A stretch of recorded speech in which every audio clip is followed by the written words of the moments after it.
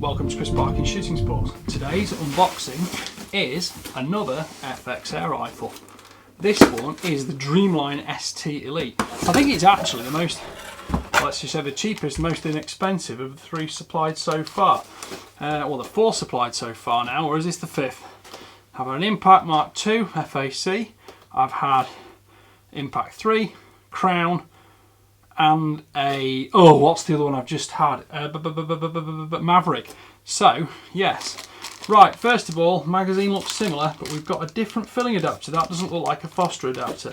And this is the air rifle. Now, this one is the first one I've had that didn't come in a large plastic transit case. And do you know what? To be honest, I don't mind, because all I want is a fairly simple box for a gun to be delivered in, just to protect it.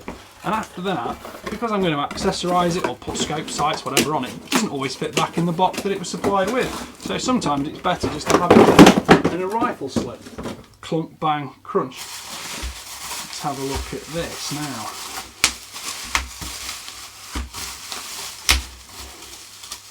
This is a very different rifle to the other 3/4 I've had, because this one has a slim bottle on it rather than the large buddy bottle. And it's quite a skeletonized metal stock at the back. It's an entirely different look, and I'm just wondering, does that stock fold? It looks like it might do, maybe it does. Yes, it does. Ooh, look at that. That is quite handy, isn't it? Now, obviously I can see this is unloaded because the side extraction bolt probe there is all out, but let's just give it a dry fire.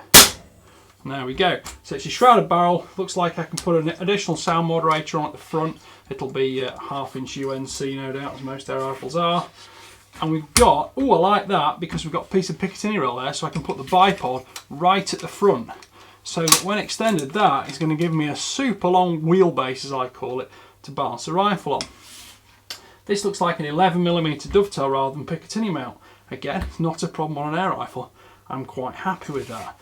And here, it seems we have the usual power adjuster. And then there we've also got perhaps a regulation adjuster. That looks like a tuner there. So, you know, it's all box fresh to me. I like to just sort of see how things strike me as they come straight out of the box. Now that cheek piece looks like it's going to be adjustable. Oh, it's got a little quick release button on it there to pop it up and down. I quite like that, very metallic. Now this is able to ambidextrous. I can use it from either side. We've got a rubber grip, nice and warm. The trigger looks like a usual FX adjustable unit. Yep. And with the safety catch just on the side there. I like that. That looks like my initial, yes, that's my initial filling for when I pop. Yeah, 230 bar there, that's asking for. And it looks like there'll be a fill adapter. There's another pressure gauge on the front. Some people like those, some people don't. I don't mind them, to be honest, but that looks like it turns around, and then this brass adapter in the front will probably pop in the front there from the airbox.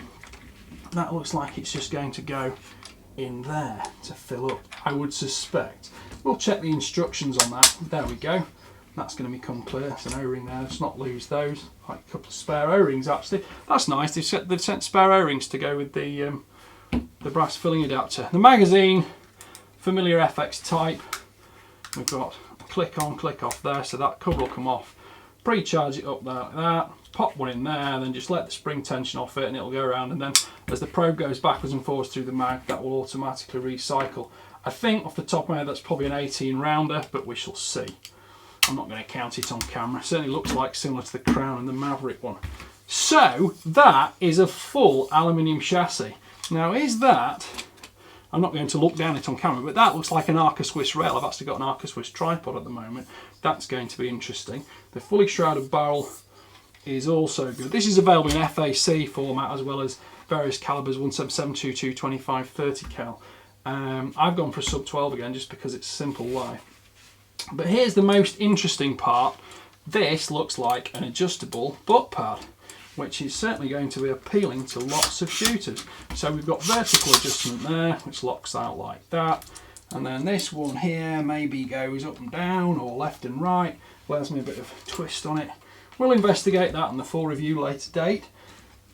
And oh yes, we've also got like a quick release there as we had before, which allows us to extend it like that.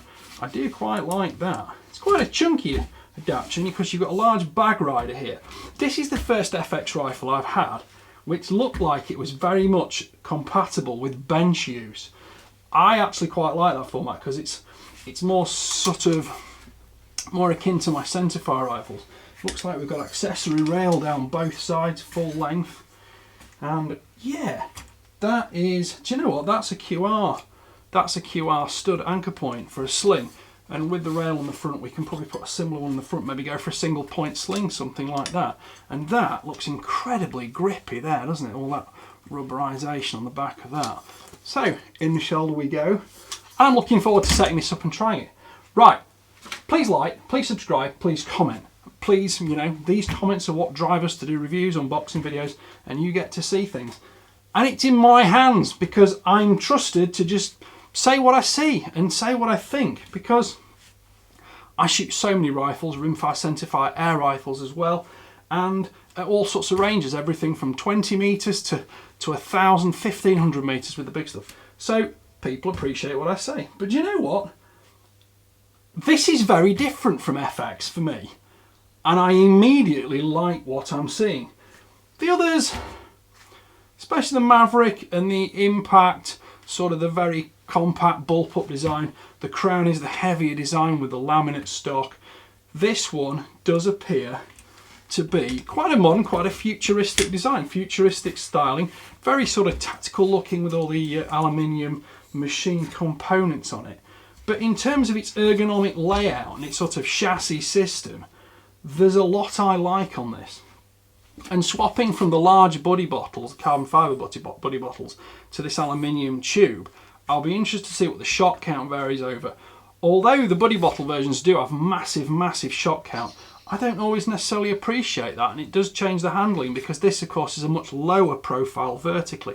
So with the scope low down on here, with a slightly slimmer barrel, the slightly slimmer underside with the air bottle, which isn't as raised up, and we've got that long wheelbase as I call it, that looks like it's going to be super stable from the bench. So I'm really looking forward to shooting this one.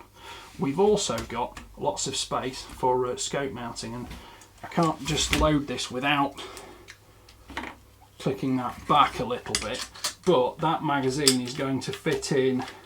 You know, it's going to intrude slightly on scope space, but generally that's going to go over the top of the tube. Right, thanks for watching. Please like, please subscribe, please comment. Your comments are what drive these videos. Thank you to Sportsman Gun Centre for sending me this rifle, and stick with the channel and keep watching because you're going to see the reviews coming over the next months and weeks, or weeks and months in that order. And if I don't see you before then, have a happy Christmas, and hope Santa's got something nice present-wise under the tree for you. Thanks for watching. Bye for now.